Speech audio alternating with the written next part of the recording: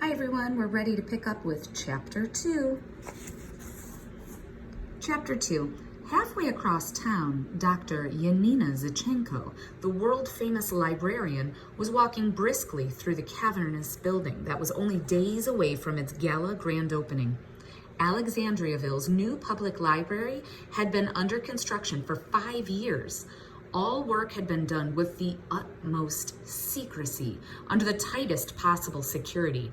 One crew did the exterior renovations on what had been the small Ohio city's most magnificent building, the Gold Leaf Bank. Other crews, carpenters, masons, electricians, and plumbers, worked on the interior. No single construction crew stayed on the job longer than 6 weeks. No crew knew what any of the other crews had done or would be doing. And when all of those crews were finished, several super secret covert crews, highly paid workers who would deny ever having been near the library at Alexandriaville or the state of Ohio, stealthily applied the final touches. Dr. Zinchenko had supervised the construction project for her employer, a very eccentric, some would say loony billionaire. Only she knew all the marvels and wonders the incredible new library would hold and hide within its walls. Dr. Zinchenko was a tall woman with blazing red hair. She wore an expensive, custom-tailored business suit, jazzy high-heeled shoes, a Bluetooth earpiece, and glasses with thick red frames. Heels clicking on the marble floor, fingers tapping on the glass of her very advanced tablet computer, Dr. Zinchenko strode past the control center's red door, under an arch and into the breathtakingly large circular reading room beneath the library's 3-story tall rotunda. The bank building, which provided the shell for the new library, had been built in 1931, with towering Corinthian columns, an arched entryway, lots of fancy trim, and a mammoth shimmering gold dome.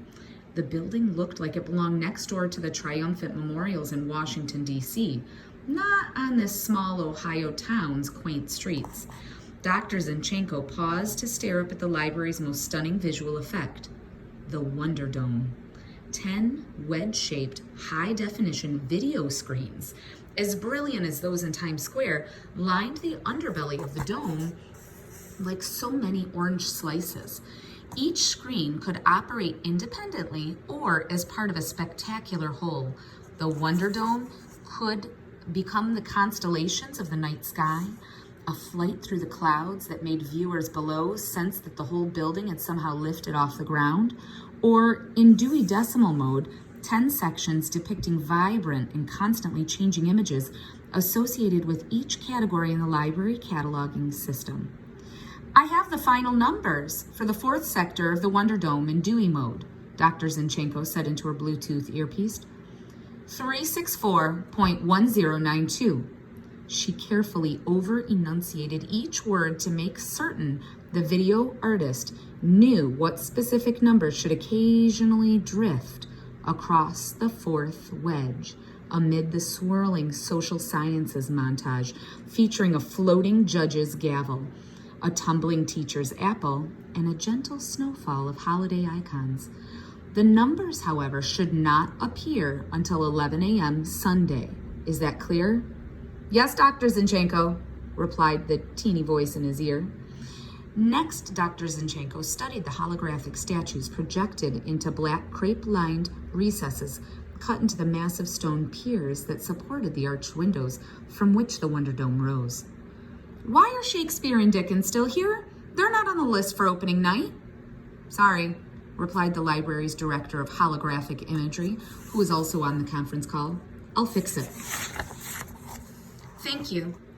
Exiting the rotunda, the librarian entered the children's room. It was dim, with only a few work lights glowing, but Dr. Zinchenko had memorized the layout of the miniature tables and was able to march, without bumping her shins, to the story corner for a final check on her recently installed geese. The flock of 6 audio-animatronic goslings, fluffy robots with ping-pongish eyeballs created for the new library by Imagineers who used to work at Disney World, stood perched atop an angled bookcase in the corner. Mother Goose, in her bonnet and granny glasses, was frozen in the center. "This is Librarian 1, said Dr. Zinchenko, loud enough for the microphones hidden in the ceiling to pick up her voice. "Initiate storytime sequence." The geese sprang to mechanical life. "Nursery rhyme." The geese honked out "Ba Ba Black Sheep" in 6-part harmony. "Treasure Island." The birds yo-ho-hoed their way through 15 men on a dead man's chest. Dr. Zinchenko clapped her hands. The rollicking geese stopped singing and swaying. "One more," she said, squinting when she saw a book sitting on a nearby table. Walter the Farting Dog.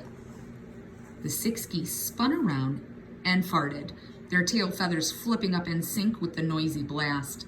"Excellent. End story time." The geese slumped back into their sleep mode. Dr. Zinchenko made one more tick on her computer tablet. Her final punch list was growing shorter and shorter, which was a very good thing. The library's grand opening was set for Friday night.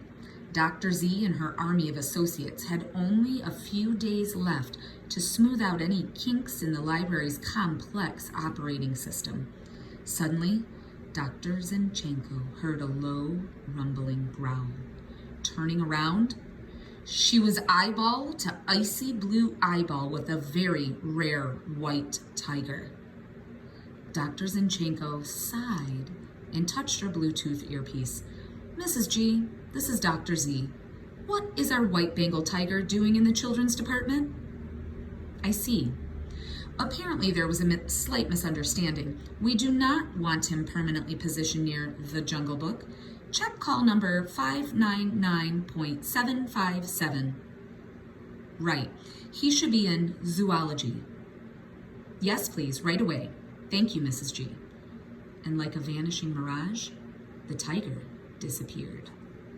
That's page 11. If you have your notebook, stop and jot.